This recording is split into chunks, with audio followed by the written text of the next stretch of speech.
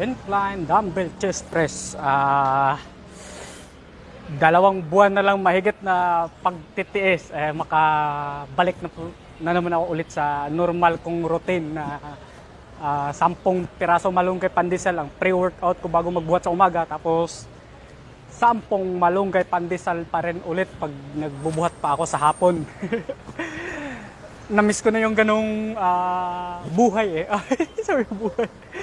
Ngayon kasi wala nang malunggay pandesal na pre-workout eh. Tapos pag pauwi na ako sa bahay, mapadaan pa ako sa bakery, mayroon pang pudding. Minsan halagang 20 pesos na pudding pa.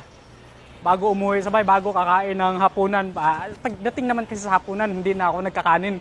Pero doon sa halagang 20 pesos na pudding, parang mas mahigit pa ata yun sa 2 tasa na kanin eh.